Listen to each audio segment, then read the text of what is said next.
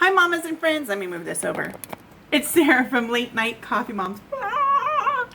And I know I've been promising to do a curriculum review with you guys, like show you what we're doing with this year.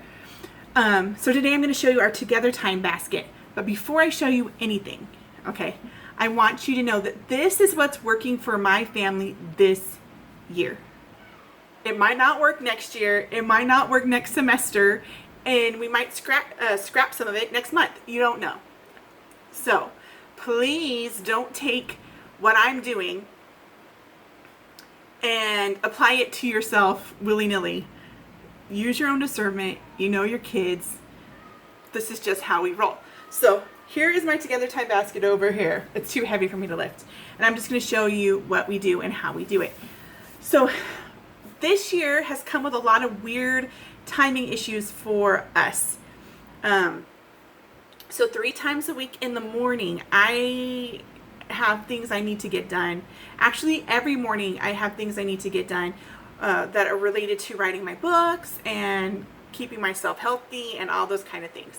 So I wake my kids up, and where we would normally start Together Time in the morning when they were little, we don't start that until about 11 or 11:30 mid-morning. So they get their lunch together, and then we all gather around and do what I'm going to show you right now.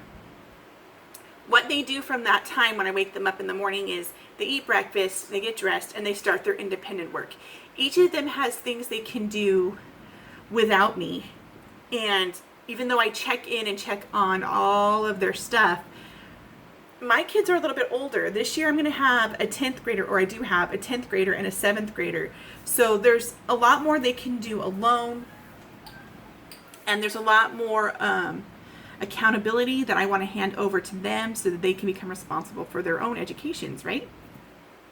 So around 11 o'clock, 11:30, they go get their lunch together. I get my lunch together, and we gather around and we dive into this basket.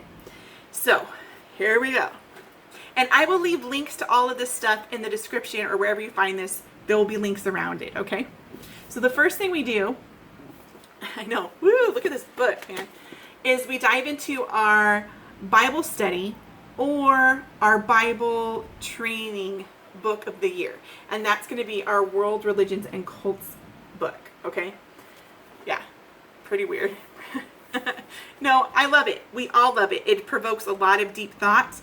It provokes a lot of great conversations. It makes us look at ourselves and why do we believe what we believe.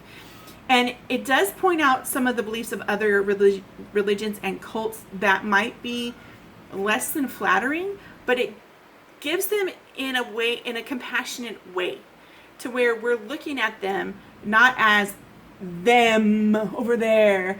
We're looking at these religions and the people who follow them as people that God truly loves and that we need to love too.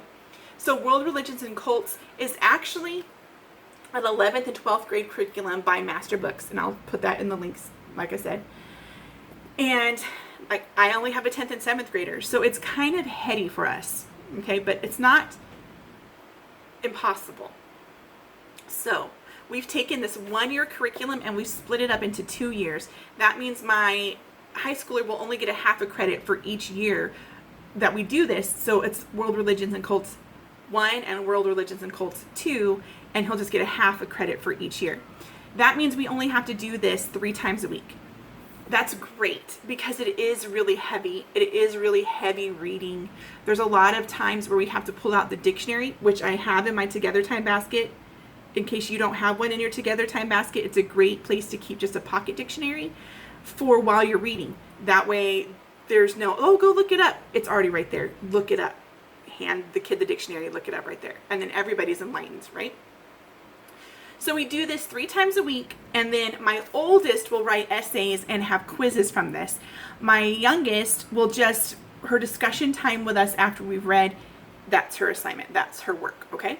So World Religions and Cults, it's taught me so much already, it's taught my kids so much already, and we're already halfway through this beast. It's great. I really, really highly recommend it. All right, so we start out with that. On the days that we're not doing that, because I told you we're only doing that 3 times a week, we actually will read from the New Testament. I pick 4 books a year that we just kind of rotate through over and over and over again. If we get to all 4 of them, that would be amazing. I only read a chapter a day because I want them to absorb it, not just rush through it. So I read a chapter a day, and if we get through them all this year, great. And if we can repeat it, great. But if not, it's okay. So this year we're choosing Acts, Daniel, Colossians, and Ruth. And that's what we'll be doing this year. I don't know why. That's just what I felt like doing. So that's what we're doing. Other than that, I forgot to say, when I wake my kids up in the morning, I wake them up to a podcast. I love podcasts. If I liked my voice, I would make podcasts because they are like my favorite. I invented them in high school in my bedroom with my little tiny cassette player. I had no idea they'd become what they are. They weren't called podcasts, obviously. I was making a radio station in my room. But we listened to a podcast in the morning together. I used to put on like a 30-minute Truth for Life sermon, which is wonderful. That's a great way to start. But we have so much we're diving into, and so much of it is reflective of God's word that I didn't feel it was necessary to start with that heavy of a sermon. And I wanted it to be something my kids were excited to wake up to. And even though I love Alistair Begg, and they really do too, his voice is very relaxing. And it's not the kind of voice where you're like, wake up, let's listen. So we listened to the Brant Hansen podcast called The Oddcast, Brant and Sherry's Oddcast, I think. Look it up. I'll put links down. We love it. It's 15, 16 minutes. He's hilarious. He's down to earth, and he's inspiring. And it gets us all awake and all on the same page, laughing together before we crack into our independent work. So that's what we do in the morning before they even go off to independent work. I had to plug that. I love the Brant Hansen show, and so do my children. Okay, so we finished either our Bible study or our world religions and cults. And then this year we're doing something different that we used to do when they were little. And we're going back to it. What we do is, instead of conquering history and science in a semester every day, we conquer all of the year's history in one semester, and then all of all of the year's science in one semester. That way we can fully engage, fully immerse ourselves, and we're not splitting our mind up into too many segments. So the first semester we're diving into history. Second semester will be our science. We will complete the entire textbook in that semester. So we're doubling up quite a bit. But again, we're immersing in it, so we get a little bit more from it. We really like it that way. Again, it works for us. So after world religions and cults, we do our British history. This is, again, a master books curriculum. However, I don't think they sell British history anymore. Last year, after the big fallout that I mentioned, but don't go into detail to, on my Facebook page, we were scrambling to find new curriculum for this year, right? The year we're in right now. But I was struggling as a mama to kind of fill in the holes that were made in my children's hearts from leaving their old co-op, leaving their old curriculum. And so I let them choose, which I think is a great thing, as long as they can choose between what you need to do. And we all really like British British literature. We like British TV shows. My kids like Charlie and Lola. They're British. We like Agatha Christie. We like, just tons of weird stuff. Mr. Bean, all that kind of stuff. So my son was particularly interested in British history. So I grabbed this, snagged it, and here we are. And we are only on week 2, but we are in love with this book. Like I said, we're doubling up. So though we're on week 2 of homeschooling, we're on week 4 of our British history. Let me show you a little bit. Okay, so it's not the most colorful inside, but this is a high school curriculum, so it doesn't necessarily have to be colorful. The lessons are usually no longer than this. Boop, boop. And then over here is a section for your assignments. What they really want you to do is write like an essay or write a complete sentence answer to these questions in the assignment, but we discuss them out loud. This gets my 7th grader involved, and then my 10th grader gets involved. We have these huge discussions, which bounce things that we've already been talking about in like world religions together, bounce things that we were watching on TV together. It's amazing. These conversations, I cannot tell you the depth that sometimes we get into with these conversations. It's so much better than a multiple choice worksheet. It's so much richer.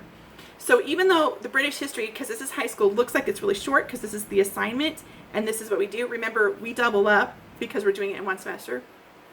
But really, the discussion together is what makes it amazing.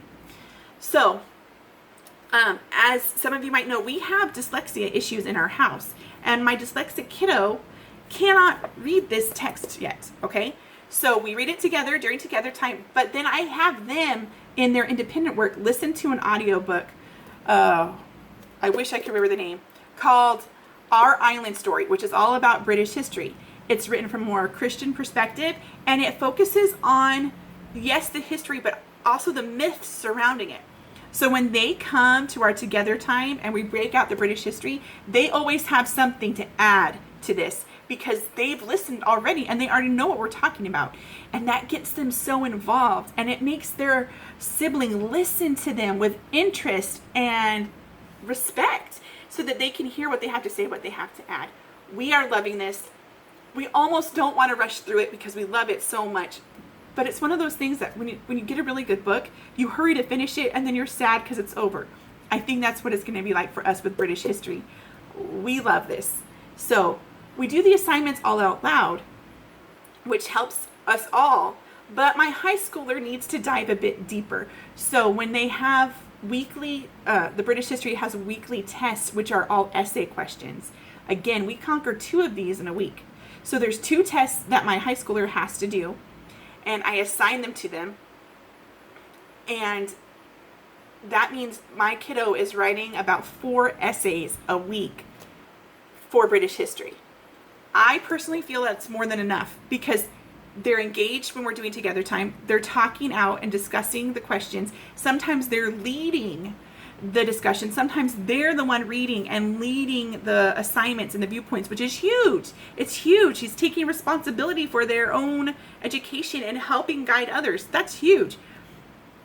So I personally feel like 4 essays, and they're not little, a week is more than enough to make sure my child has mastered British history and has understood the text and the time periods. Other than that, they also keep a timeline, and it's not intensive, and it's not even really cute. Like when they were little, I would print out things, but that took forever. So they just have a graph paper notebook, and they have a timeline in it, and they just stick things in it when it comes up. I can show you that more later if you want. But so they keep their own timeline. And again, let me show you why we have this dictionary nearby. It's because I might know the terms, but they might not know the terms. So like right here, we're talking about heretical or heretics. That's what we're talking about right here, heretics. My kiddos don't know what that word means. It's not a word that comes up very often as we're reading and talking together. So we highlight it. And if we don't look it up right then, I make my oldest look it up later and write its definition right here in the margin, which teaches them a little bit of more annotating of text. It teaches them how to study. They don't know that's what it's doing, but that's what it's doing. And so we love British history. It's super fun. Okay, so what else do we do with our together time? We do our Bible, we do our history. Oh, and then we do our memory work. And I didn't bring all my memory work up here. So for memory work this year so far, we're drilling math facts and formulas. My oldest, it's just a review. My youngest has trouble hanging on to random facts. So repetition is really necessary for them. So math facts, we're also continuing in Latin. My oldest is in Latin 2 this year. So we drill vocabulary. And even though I'm drilling it for my oldest, my youngest is picking it up too and answering the questions at the same time. It's really great because we're doing it together. And then my youngest is doing American Sign Language this year. So we have American Sign Language flashcards. And again, that's not for my oldest, but my oldest is picking it up too because we're doing it together. And memory work time takes maybe 5 minutes. So we've spent about 30 minutes on world religions or the Bible, 30 minutes on British history, a little bit more sometimes, and 5 minutes with our review time.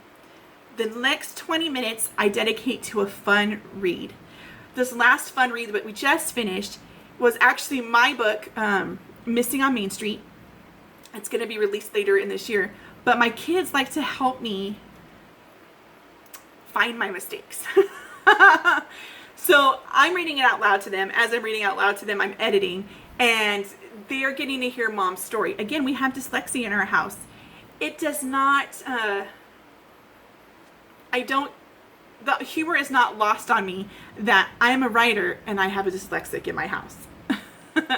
More than one in my house.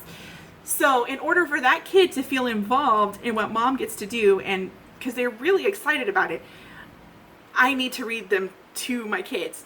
So they were helping with that one. After that one's done, who knows what they're going to do. I haven't figured out what we're going to do for our next fun read. But sometimes I will sneak in a learning book. A fun book that's a learning book at the same time. If you have any tips on those, leave them in the comments. I'm always looking for more of those. Okay, so that's our Together Time basket. And there's one more thing I'm going to show you. I hope I haven't bored you to death. This is something that my family does that, again, we started doing after the crash of 2019, winter 2019 happened. We needed to find a way to spark joy back in our house and build unity again. So we started incorporating these, I don't know if you guys have ever seen these multicolored drip candles. You get them at Hobby Lobby. I get them when they're half off at Hobby Lobby, which happens like once every 6 weeks. And I stock up on them. You stick them in a wine bottle and you light them and they drip down multiple colors. Again, my kids are in 7th and 10th grade and they find these fascinating. So as Together Time starts, one kid brings me the basket and one kid lights the candle. And when Together Time is done, they blow out this candle and it signifies the end of Together Time. They love this. I don't know why. I think it's cool. I'm happy they love it. But this adds an element of fun, but also like formality to our Together Time. Like, it is Together Time. The candle has been lit. And that's what they do. They light this candle, they watch it drip as we're learning, and then they blow it out. It's actually super awesome. I really like it. It tickles my heart to see them go, oh, it's my turn to light the candle, and they light it. I wish I had done something like this sooner. I was the mom who brought snacks to Together Time, but as they're older and they can eat you out of house of home, and I cannot tell you what little tiny candles have done to reunify and reinvigorate our homeschool. You can read about it in some of my other blogs about rebuilding after your year has fallen into the ruins. But these little candles and this awesome curriculum that we have, we love it. I want to hear everything about what you guys do for Together Time, not just me. So please leave me in the comments something you love for Together Time, something you wish you could do for Together Time, or maybe some quirky little habit you guys have to add fun to your homeschool. All right, guys. Catch you later. Bye.